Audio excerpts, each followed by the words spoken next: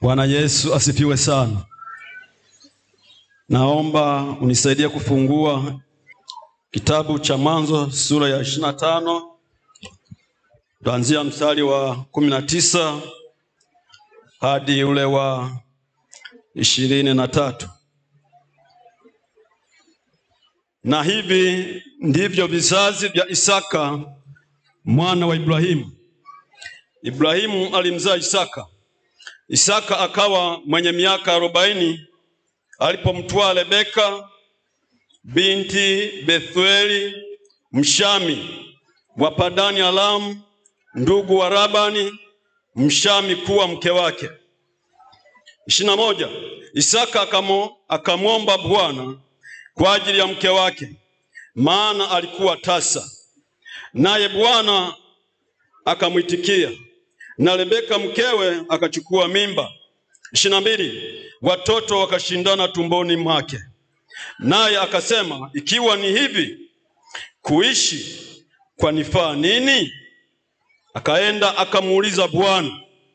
23 na mwisho, Bwana akamwambia, mataifa mawili yamo tumboni mwako, na kabila mbili za watu watafarakana tangu tumboni mwako. Kabila moja litakuwa hodari kuliko la pili, na mkubwa atamtumikia mdogo. Amen. Baba, katika jina la Yesu Kristo wa Nazareti aliye hai, maneno yako Bwana yako mbele ya watoto wako katika madhabahu hii. Majira haya mchana huu wa leo lipo neno ambalo umekusudia juu ya kila mmoja ambaye amehudhuria ibada hii ya leo. Likatendeke kwa kusudi lako tu, Bwana, na wala lisiweze kumpita yule ambaye umemkusudia. Katika jina la Yesu Kristo tunaomba na kushukuru. Amen. Tunajifunza maandiko matakatifu ambayo nimeyasoma mahali hapa. Na kabla sijaenda mbele zaidi, najua tuna wageni wengi sana ambao wametufikia katika siku hii ya leo. Kwa majina yangu naitwa Simon Chumita Mbwiriza, ni mzee wa kanisa hili ambaye nachunga tawi la Kasulu mjini. Nina wiki nipo hapa. Leo ni Jumapili ya pili niko hapa, na kuletea neno la Mungu ambalo ni chakula chetu cha kiroho. Amina. Neno la Mungu ni chakula chetu cha kiroho. Na nikualike wewe ambaye tayari umekwisha kupika. Tumekwisha kuhubiriwa kwa mafundisho mengi kupitia waimbaji, sifa mbalimbali, maabudu, matoleo ya sadaka na hivi na vile. Vyote hivyo vimeweza kusababisha uwe na baraka tunapoendelea kuwepo katika ibada hii. Sema amen. Kwa hiyo tunapoendelea katika neno la Mungu, tunaongezea katika yale ambayo tumekwisha fanyaje? Tumekwisha yapata au kuyasikiliza. Na kuletea mada inayohusu, tumezoea wengine kusema somo, wengine tumezoea kusema mada ambayo inasema acha kujikatia tamaa kwa tatizo ulilo nalo. Acha kujikatia tamaa kwa tatizo ulilo nalo.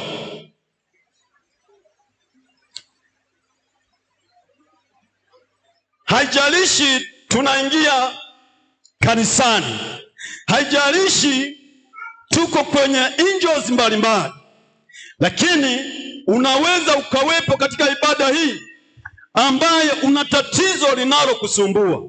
Kwa hiyo ujumbe ninao uleta ambao Bwana amekusudia tuusikilize mchana wa leo ni ujumbe ukutia moyo.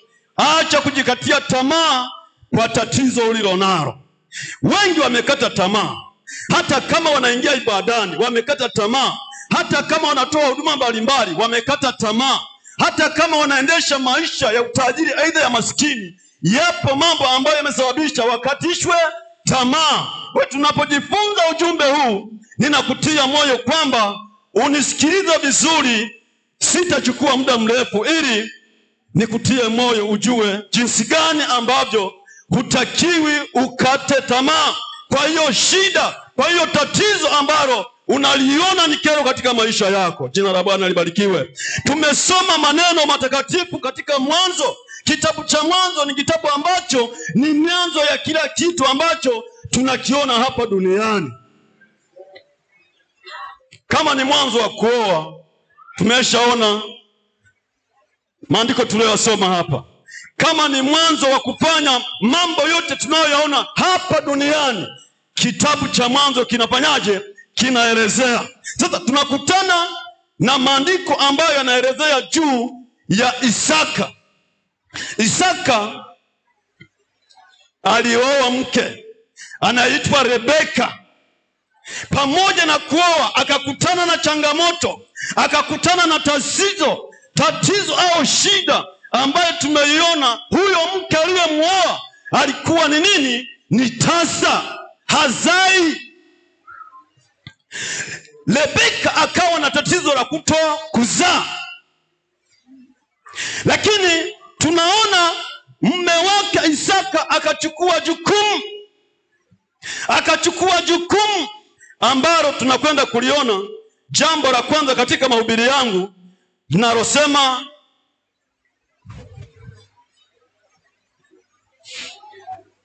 katika mambo ambayo nitakwenda kuyazungumzia juu ya mada hii, jambo la kwanza, tambua hatima ya tatizo ulilonalo liko mikononi mwako.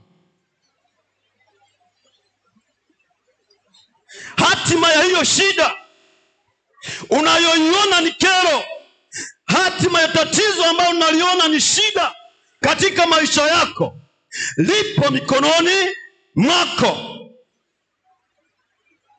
Isaka alipogundua kwamba tatizo la utasa wa mke wake lipo mikononi mwake, alichukua jukumu ambalo alichukua Isaka. Tumesoma aya hizo kwamba alikwenda kumwomba nani?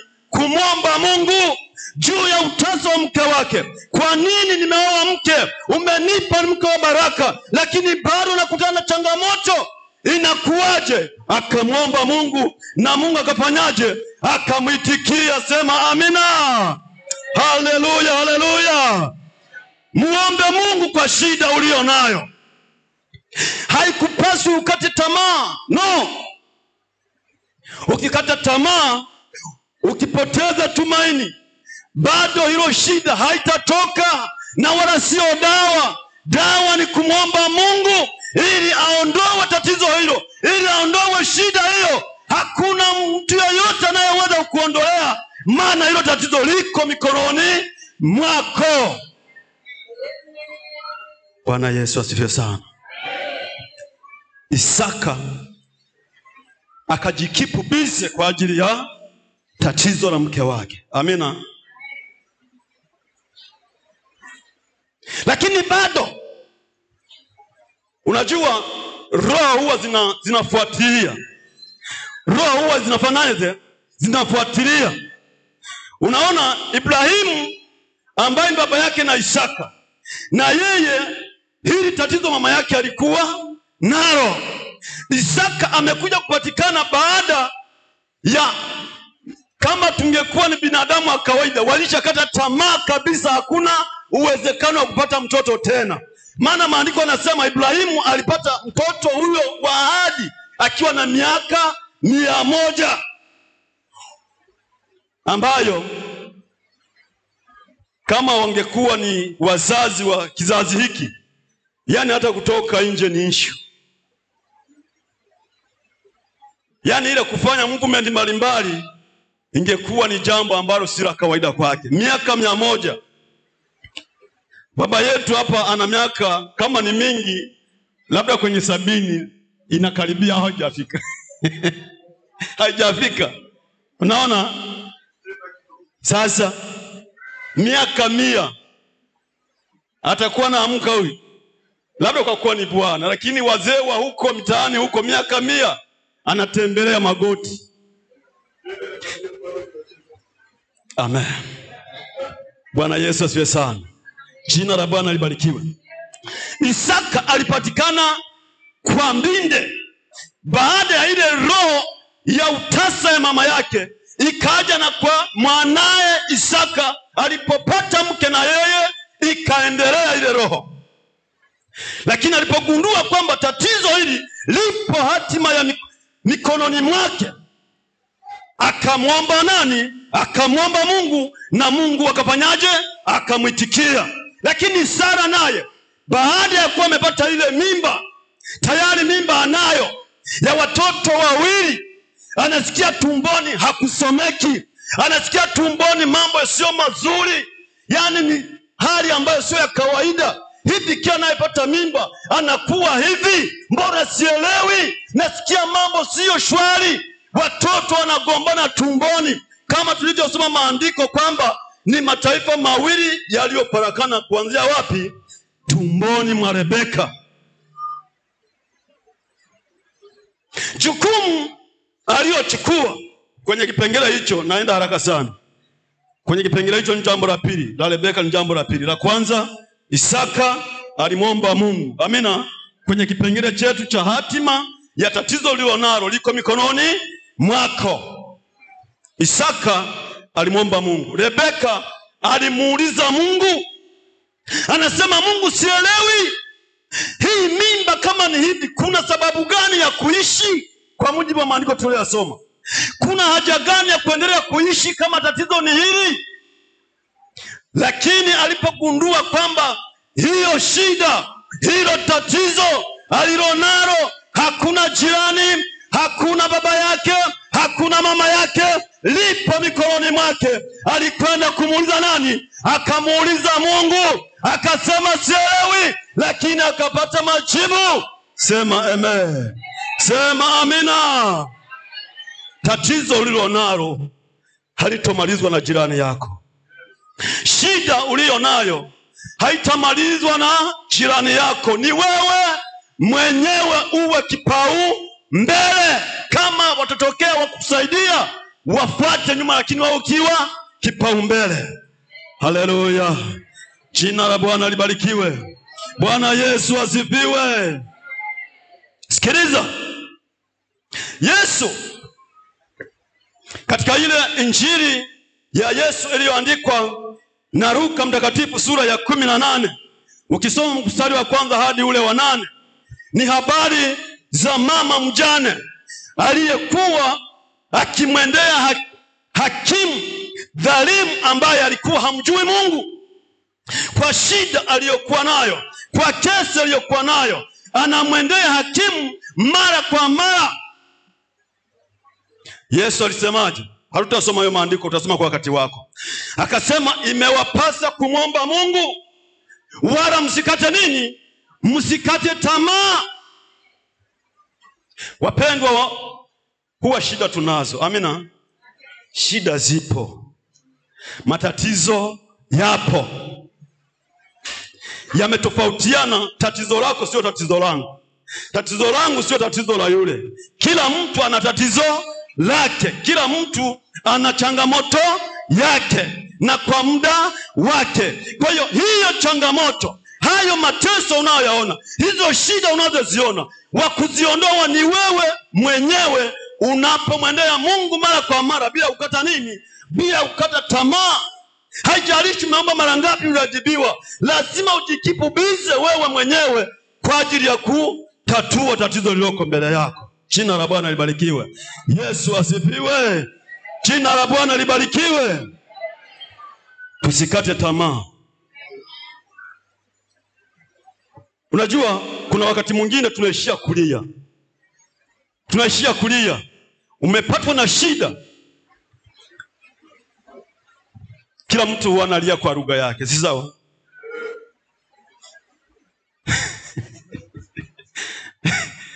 Kila mmoja huwa analia kwa lugha yake. Lakini kulia kwako,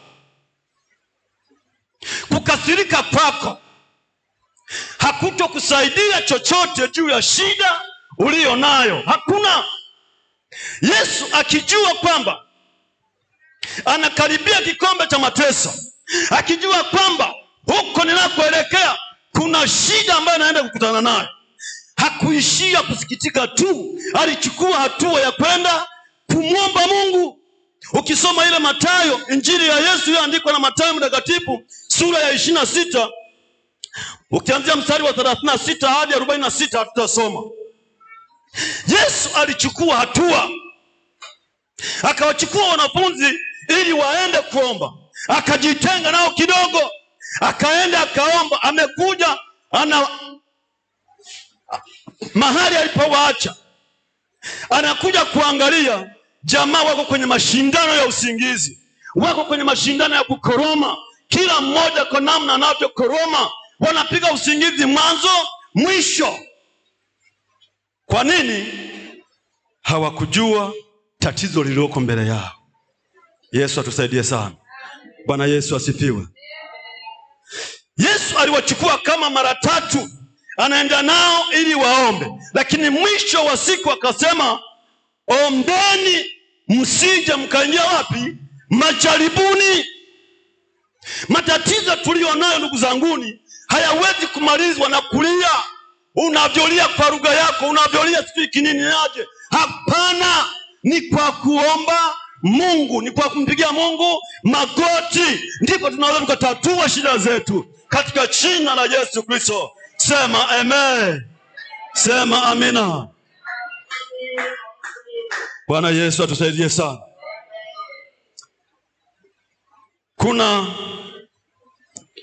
Kuna Mambo ya Nyakati wa Kwanza sura ya 5. Sura ya 5 mstari wa 18 hadi 22. Hatutasoma. Nyakati wa Kwanza sura ya 5 mstari wa 18 hadi 22. Unaposoma maandiko haya, tunakutana na kisa kimoja cha kabila la Yakobo ambaye anaitwa Reuben na wenzake. Walikuwa wanapambana na vita ya wana wa Hajiri. Walikuwa wanapigana vita na wana wa Hajiri. Hiyo Nyakati wa Kwanza sura ya 5 mstari wa 18 hadi 22. Ukisoma hiyo mstari, ni kisa cha Reuben na wenzake waliokuwa wanapigana na watu wa Hajiri. Watu wa Hajiri ni hao jamaa hawa. Si sawa? Si sawa? Nikifanya hivi mnanielewa? Wanapigana. Watu hao walipigwa vibaya sana na kabila la Reuben pamoja na Manase na wengine. Kwa nini? Ukisoma hiyo mstari, kuna vitu viwili walivizingatia. Kwanza, walimuomba Mungu wakati wanajua kabisa wao ni hodari wa vita. Walikuwa ni watu waliozoea kupigana, walikuwa ni watu majemadari, wapambanaji wazuri ambao usingemwingia kichwa. Lakini pamoja na uhodari wao, pamoja na nguvu walizokuwa nazo, bado walimuomba nani? Walimuomba Mungu, wakamlilia Mungu, wakamtegemea Mungu. Haleluya. Haleluya. Mtegemee Mungu kwa shida yako. Mulilie Mungu kwa shida yako. Mtegemee Mungu kwa matatizo unayo. Usitegemee jirani atakusaidia chochote. Jirani atakusaidia kuja kulia tu, hata ondoa shida ulionayo. Katika jina la Yesu Kristo, mtegemee Mungu. Nasema katika jina la Yesu Kristo. Bwana Yesu asifiwe. Hawa jamaa walikuwa ni watu hodari sana. Walikuwa ni watu waliozoea vita, lakini bado walikumbuka kumlilia Mungu katika vita yao, na Bwana akawapambania, wakashinda ile vita, wakaishi kwenye nchi ya hao waliokuwa wanaitwa wana wa Hajiri. Jina la Bwana libarikiwe sana. Bwana Yesu asifiwe. Baada ya kusema hayo, twende kipengele cha pili tumalize. Kipengele cha kwanza ni hicho: tambua hatima ya tatizo ulilonalo iko mikononi mwako. Jambo la pili na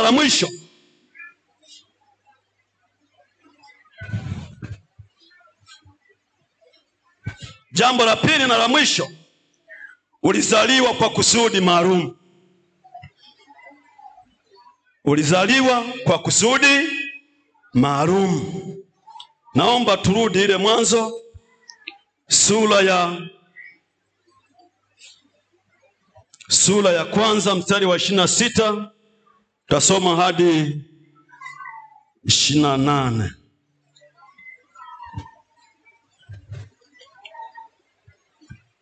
Kitabu cha Mwanzo sura ya kwanza mstari wa 26 tutaishia 28. Nitasoma kama ilivyoandikwa. Mungu akasema, na tufanye mtu kwa mfano wetu, kwa sura yetu, wakatawale samaki wa baharini na ndege wa angani na wanyama wa nchi yote na wanyama na nchi yote pia na kila chenye kutambaa kitambaacho juu ya nchi. Mungu akaumba mtu kwa mfano wake, kwa mfano wa Mungu alimuumba, mwanadamu na mwanamke aliwaumba. 28. Mungu akawabarikia, Mungu akawaambia, zaeni mkaongezeke, mkaijaze nchi na kuitiisha, mkatawale samaki wa baharini na ndege wa angani na kila kiumbe chenye uhai kiendacho juu ya nchi. Amen. Bwana Yesu asifiwe sana. Jina la Bwana libarikiwe.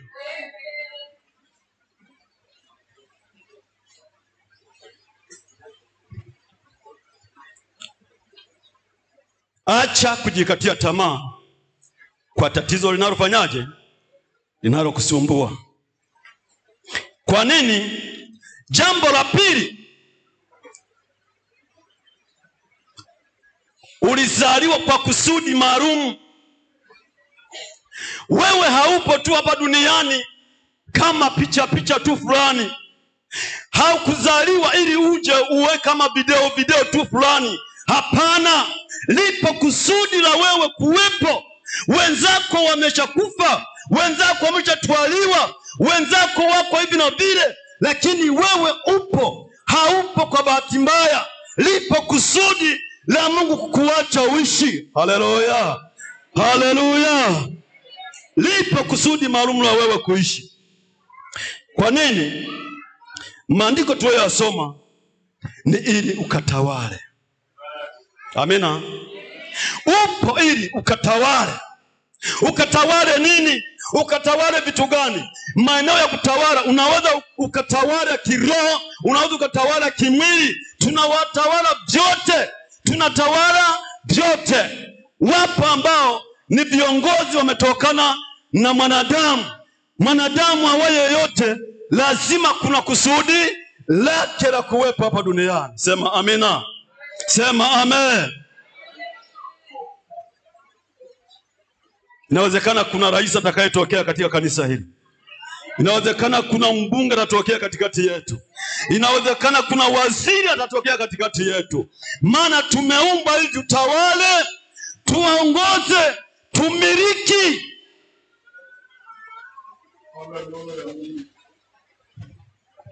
Kwani Samia wakati anazaliwa alijua kama atakuwa rais leo?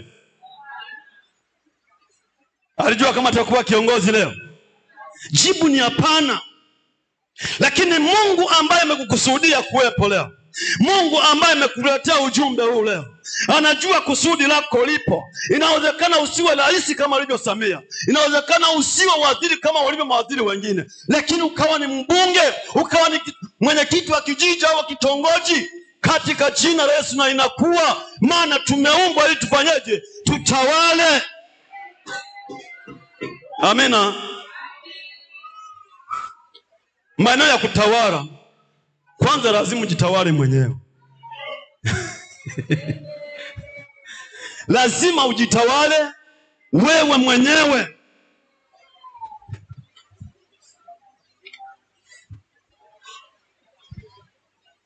Jina la Bwana libarikiwe sana. Bwana Yesu asifiwe. Kutawala ni haki yako. Kutawala ni haki yetu. Madamu maneno ya Mungu yanasema kwamba mwanadamu aliumbwa ili akatawale. Akatawale vinavyoonekana vilivyoumbwa na Mungu. Ukatawale maongozi mbalimbali. Ndiyo maana tunakuwa na viongozi, ni kwa sababu ni maandiko yalisha sema tangu awali watu waongozwe na watu watawale, na inakuwa hivyo. Jina la Bwana libarikiwe. Lakini katika mistari hiyo, kitu kingine tumeona, wewe uliumbwa kwa mfano wa nani? Wa Mungu. Hutaki ukate tamaa, hutaki ujikatie tamaa, hutaki ujinyonge. Wewe umeumbwa kwa mfano wa nani? Wa Mungu. Hivyo vilivyo vyote ambavyo Mungu amekuumba. Amina. Kuna wengine, ila ni kweli Biblia huwa inatofautisha. Waliokuwa wazuri ilisema walikuwa wazuri, si sawa? Waliokuwa wana sura ya ndimu, Biblia ilisema wana sura ya nini? Ya ndimu. Si sawa jamani? Lakini vyovyote ulivyo, una sura nzuri, una sura ambayo wewe mwenyewe hujipendi. Hutaki ujikatie tamaa. Never. Ukijikatia tamaa wewe mwenyewe, yani utakufa mapema sana. Utawahi kuondoka. Kwa hiyo ili uishi, lazima usijikatie tamaa namna ilivyo. Amina. Umeumba kwa mfano na sura ya Mungu. Vyovyote ulivyo, hata kama ukienda mbele ni kama unarudi nyuma, hata kama ukikuangalia watu wanaona kichefuchefu, bado wewe ni wa thamani mbele za Mungu. Bado wewe ni wa maana mbele za Mungu. Sema amen, amen, amen. Haleluya. Usijikatie tamaa, wewe ni wa maana sana. Jina la Bwana libarikiwe. Sasa ukijikataa wenyewe, sina watu ndio zaidi. Acha kujikatia tamaa. Amina watu wa Mungu. Lakini jambo lingine, hilo ni jambo la kwanza. Tunaenda shasha. Jambo la pili, katika mstari ile tuliyoisoma, kwa ajili ya Mungu. Kusudi la kwanza ni kwa ajili yako mwenyewe. Amina. Kwa ajili yako mwenyewe, ukatawale, ukamiliki na ukajiongoze mwenyewe, kwa sababu uliumbwa kwa mfano wa nani? Wa Mungu. Kusudi la pili ni kwa ajili ya Mungu. Kusudi maalum la kuwepo kwako ni kwa ajili ya Mungu. Biblia imesema tukazae ili tuongezeke. Umewekwa duniani ili uwe na maongezeko. Maongezeko yapo ya aina kuu mbili. Maongezeko ya kwanza, tunazaana kimwili. Amina. Tunazaana kimwili. Halo. Mbona nimechukua dakika chache sana, lakini watu mnaangusha usingizi. Sijasoma mistari mingi, nimepita juu kwa juu ili kwamba nisikukwaze. Naomba usisinzie na maliza. Amina. Kusudi la wewe kuwepo leo ni ili uzae. Uzae nini? Tunazaa kwa namna kuu ngapi? Mbili. Tunazaa kwa kuoana. Tunaoana. Ukipata baraka ya kuzaa unafanyaje? Unazaa. Hilo ni kusudi la wewe kuwepo hapa duniani. Haupo tu ili kwamba, hapana. Maandiko yanasema tuzae. Jina la Bwana libarikiwe. Bwana Yesu asifiwe. Kama sio kuzaana tusingekuwa idadi hii. Kwa hiyo kusudi la Mungu kukuweka uishi mpaka dakika hii ni ili tuzaane, tuongezeke, tuijaze nchi. Lakini kusudi la pili, tunazaana kiroho. Upo unaishi. Kuna wengi waliopita nyuma yako, walioaga dunia, waliokufa, waliokuwa ni wazuri, wahubiri wazuri, wachungaji wazuri, waumini wazuri, lakini Mungu ameshawavuna kuwatoa kwake. Wewe uliyebaki, lipo kusudi. Kusudi lako ni ili uzae kiroho, uzae matunda. Na bahati nzuri, kanisa letu hapa tuna mafundisho ya askofu ya namna ya kuwaleta watu kanisani. Amina. Namna ya kuja na watu kanisani. Huko ndio kuzaa na kukusemea kwenye kipengele hicho. Haiwezekani unakuwa Mkristo wa miaka kibao, lakini bado hata jirani yako hajui kama umeokoka. Si sawa? Upo ni Mkristo, una miaka ya kukutosha, lakini pengine hata jamii yako, wazazi wako hawajui kama wewe umeokoka. Hilo sio kusudi la Mungu. Kusudi la Mungu ni uzae. Unapookoka kawaokoe wengine, unapookoka kashuhudie, ili uzae matunda yapasayo toba. Jina la Bwana libarikiwe sana. Bwana Yesu asifiwe. Yesu asifiwe.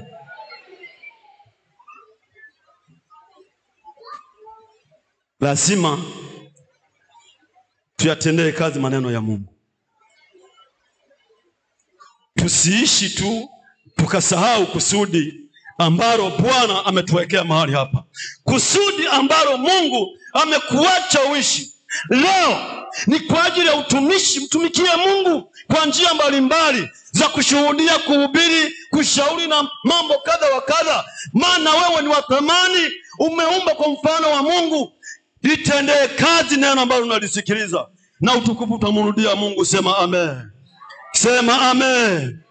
Jambo la tatu na la mwisho.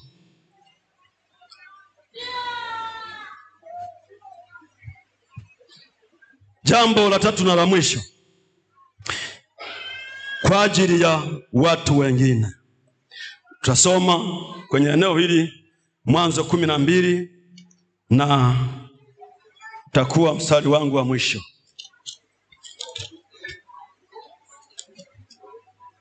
Mwanzo sura ya 12 ule mstari wa 2. Nitasoma kama ilivyoandikwa. Nami nitakufanya wewe kuwa taifa kubwa, na kukubariki na kulikuza jina lako, nawe uwe baraka. Amen. Yesu asifiwe.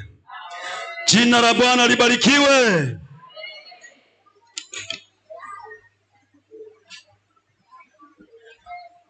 Kusudi la kuwepo kwako leo, kusudi la kuishi kwako leo, pamoja na hayo mengine tuliyoyasikia, bado wewe unatakiwa uwe baraka kwa watu wengine. Unapojikatia tamaa kwa shida ulionayo, unapojikatia tamaa kwa matatizo yanayokutesa, bado majirani wanakuhitaji, bado watumishi wanakuhitaji, bado nchi inakuhitaji, bado taifa linakuhitaji. Wewe unatakiwa uwe baraka kwa watu wengine. Haleluya. Bwana Yesu asifiwe. Jina la Bwana libarikiwe. Piga kelele, sema amen. Upo kwa kusudi la kuwabariki wengine, uwe baraka. Ibrahimu, wakati neno hili linasema awe baraka, ni wakati ameambiwa atoke kwenye nchi yake aende nchi nyingine ambayo Mungu amemwandalia. Anasema naye awe baraka. Wewe umeishi katikati ya jamii. Amina. Umeishi katikati ya watu. Si sawa jamani? Usiwe kikwazo. Yaani kila naye kuona na kukimbia. Huyo. Yule. Hapana. Sio kusudi. Kusudi la wewe kuishi leo, lazima uwe baraka kwa jirani yako, uwe baraka katika jamii yako inayokuzunguka, uwe baraka katika taifa lako. Una vitu vingi ambavyo unaweza kufanyika msaada kwao, wewe ambaye unaishi leo. Jina la Bwana libarikiwe. Bwana Yesu asifiwe. Haleluya. Uwe baraka. Baraka ni mafanikio. Amina. Baraka ni mafanikio. Baraka ni usitawi. Si sawa? Yaani uwe baraka, unemeke. Si sawa? Usitawi vizuri, ule vizuri, uvae vizuri, uishi maisha mazuri katikati ya hao watu wanaokuzunguka. Hizi ni baraka ambazo Mungu alimtamkia nani? Ibrahimu. Amina. Hupaswi ujikatie tamaa, mtu wa Mungu ambaye upo kwa ibada hii. Hupaswi ujikatie tamaa kwa jambo liwalo lolote, kwa sababu lipo kusudi maalum kwa ajili yako. Kusudi maalum mojawapo katika yale ambayo tumekwisha kuyaona ni ili wewe ufanyike baraka kwa watu wengine. Kwa familia yako uwe baraka, kwa majirani uwe baraka, kwa wazazi wako uwe baraka, kwa watoto wako uwe baraka. Usiwe kwazo, maana wewe ni kusudi la kuwepo kwako leo. Haleluya. Bwana Yesu asifiwe. Jina la Bwana libarikiwe. Haleluya. Naomba tusimame.